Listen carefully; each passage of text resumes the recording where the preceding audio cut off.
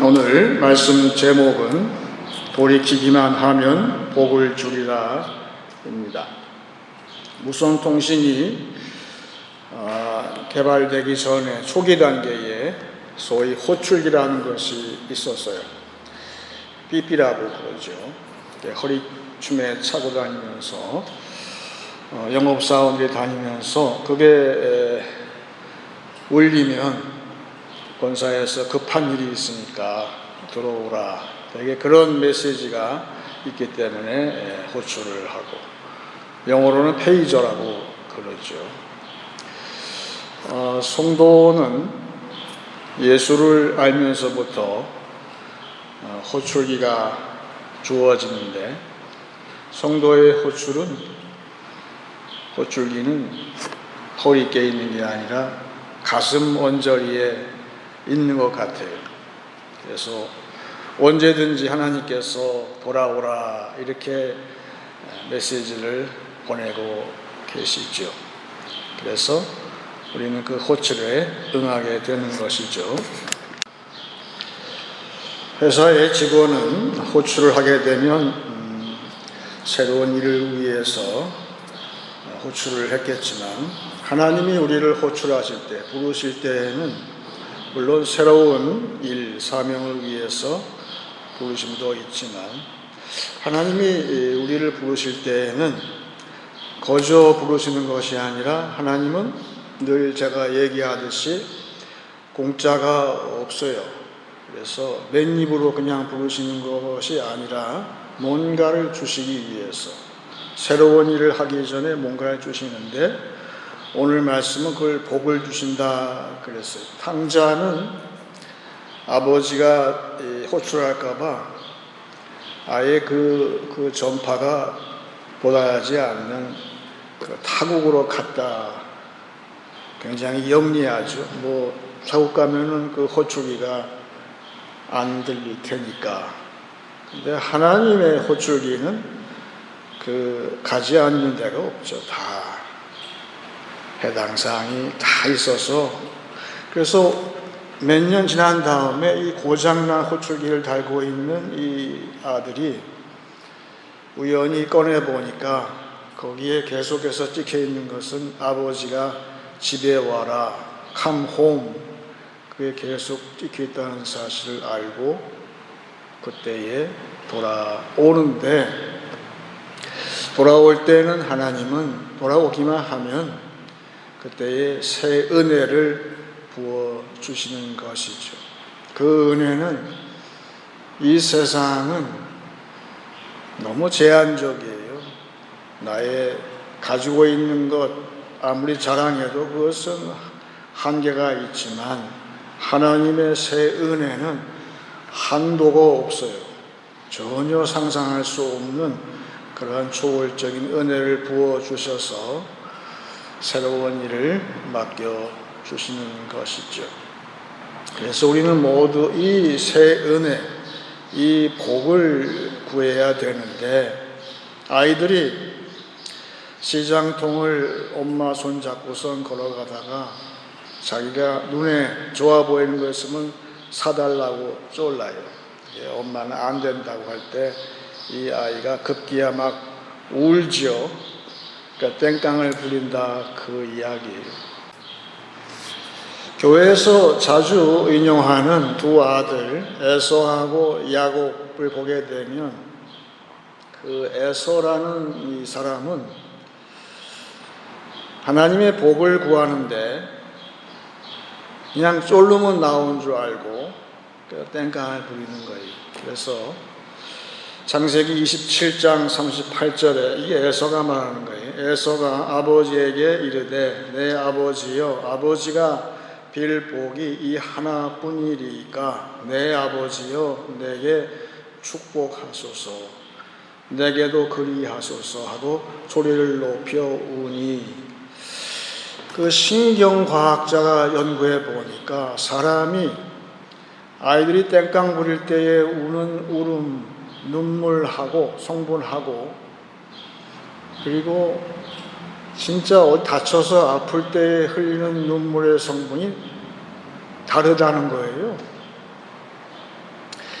여기 에서가 아버지라는 이름을 4번 부른 것처럼 이거는 아버지한테 쫄르고 있어요. 근데 그래가지고 복이 나오나요? 이에 비해서 야곱이라는 사람은 에서하고 별 차이가 없는 것 같지만 야곱의 흘리는 눈물의 질이 달라요. 야곱은 땡깡을 부리는 것이 아니라 진짜 아파서 그게 마음의 상처일 수도 있고 진짜 육신적으로 아파서 흘리는 눈물을 흘렸다. 성경은 그렇게 이야기하고 있어요. 그래서 나중에 천사하고 씨름을 하는데 그 장면을 호세아는 기록하기를 천사하고 싸워서 이긴 야곱이 매달리면서 울었다, 그렇게 호세아는 해석을 그렇게 해줬어요. 왜 울었을까요? 이겼으면 기뻐서 웃어야 되는데 아니라는 거예요. 인생을 살고 보니까 내가 이것만 이기면 살 것 같은데 정작 천사를 이겨보니까 아무 쓸데가 없는 것이고 나한테 필요한 것은 오직 이런 거 다 필요 없고 하나님의 축복만 필요합니다. 그래서 울었다는 거예요. 근데 그게 끝이 아니라 사람의 눈물이 야곱의 경우를 보면 알 수 있듯이 자식이 해를 당할 때에 아비가 흘리는 눈물은 기가 막힌 눈물이 나오는 거죠. 세상의 모든 부모가 자식이 해를 받을 때에 그 부모의 눈에서 눈물이 날 때 그 성분이 오죽하겠어요. 야곱이 그때에 완전히 결심을 하고 하나님께로 돌이키죠. 그 장소가 벳엘이라고 되어 있어요. 하나님의 집이라고 되어 있는데 그때서야 하나님은 야곱을 인정하시고 하나님의 유산 상속자로 인정하셨다. 여러분, 우리 인생이 하나님께 돌이켜야 됩니다. 그러면 살고 복을 받는데 우리가 온전히 하나님께 돌이킬 때에 100% 이 세상의 모든 것들 다 필요 없고요. 살아보니까 다 필요 없어요.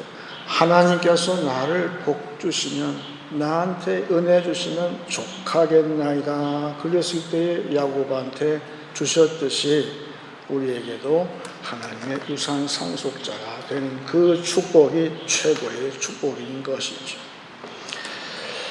그래서 가만 보게 되면 한국의 정치인들이 제일 심한 것 같은데 그 땡깡 부리는 게 선수예요. 걸핏하면은 단식 투쟁을 한다 그래요. 사람 앞에서 방송으로 생중계를 하더라고요. 그 단식하는. 그런데 하나님이 원하시는 것은 사람 앞에서 하는 것이 아니라 성경은 금식이라고 얘기하는데 금식은 하나님께로 돌이키는 그 시작이 금식이에요. 기도도 안 나올 때 우리는 금식을 하는 거예요. 하나님께 돌이키는 것이죠. 또 한 가지가 있는데 이스라엘 사람들은 금식과 더불어서 옷을 찢잖아요. 너무 분해가지고. 그래서 하나님께로 이젠 이 세상 기대할 거 없다 하고선 하나님께 돌이킬 때에 옷을 찢는다고 했는데 오늘 요엘서 2장은 하나님께 전심으로 돌아오는 이야기를 하고 있어요. 왜냐하면 하나님께 우리가 전심으로 돌아오는, 사람한테 보이는 것이 아니라 보이기 위해서 하는 것이 아니라, 그래서 땡깡을 부려서 그걸 쟁취하려고 하는 것이 아니라 오직 하나님께 내가 온전히 돌이킬 때에 하나님도 나한테 돌이키신다는 사실을 알면서 요엘서 오늘 말씀 2장에 먼저 13절 12절 같이 보겠습니다. 여호와의 말씀에 너희는 이제라도 금식하고 울며 애통하고 마음을 다하여 내게로 돌아오라 하셨나니 너희는 옷을 찢지 말고 마음을 찢고 너희 하나님 여호와께로 돌아올지어다. 그는 은혜로우시며 자비로우시며 노하기를 더디하시며 인애가 크시사 뜻을 돌이켜 재앙을 내리지 아니하시나니. 우리가 온전히 하나님께로 돌이킬 때에 하나님도 우리를 향해서 돌이키실 때, 그럴 때에 우리가 마음을 찢는다는 것은, 이스라엘은 옷을 찢었지만 우리 신약 성도는 마음을 찢는 거예요. 그것이 바로 참 회개라는 것이죠. 우리가 하나님께로 돌이키는 그 돌이킴의 가장 마지막에 있는 것이 회개라는 거예요. 회개. 회개라는 말은 참 중요한 말씀인데, 우리가 회개할 때에 여기 나온 것처럼 하나님이 어떤 분이심을 알게 된다는 거예요. 저와 여러분 하나님을 아는 것 같지만 잘 몰라요. 언제 알까요? 내가 회개할 때 알아요. 하나님은 노하기를 더디하시는 분이시구나. 그때 아는 것. 더 중요한 것은 그럴 때 내가 옷이 아니라 사람한테 보여주기 위해서 옷을 찢는 때가 아니라 내 마음을 드디어 내 마음, 나의 호출기가 달려있는 내 마음을 내가 찢을 때 거기까지 하나님은 가게 하시는 거예요. 그럴 때에 하나님께서 재앙을 명하셨더라도 하나님께서 그 재앙을 돌이켜서 복을 주시는데 누구한테 복을 준다는 말일까요? 세상에 복을 주신다. 요새 캐나다에서 멀리 있어도 한국의 상황을 들어보게 되면 진짜 기가 막힌 현실 때문에 옷을 찢고 자는 분이 많을 것 같아요. 야, 이 세상 이거 어떻게 하면 좋은가, 그런 분 많을 것 같은데, 그런데 성도와 교회가 진짜 할 일은 마음을 찢는 거예요. 마음을 찢을 때 혹시 하나님께서 우리나라를 향해서 재앙을 선포하셨을지라도 그걸 돌이키신다. 그래서 복을 내리실 줄 누가 아느냐. 지금 요엘은 그렇게 우리한테 이야기를 하고 있는 것이죠.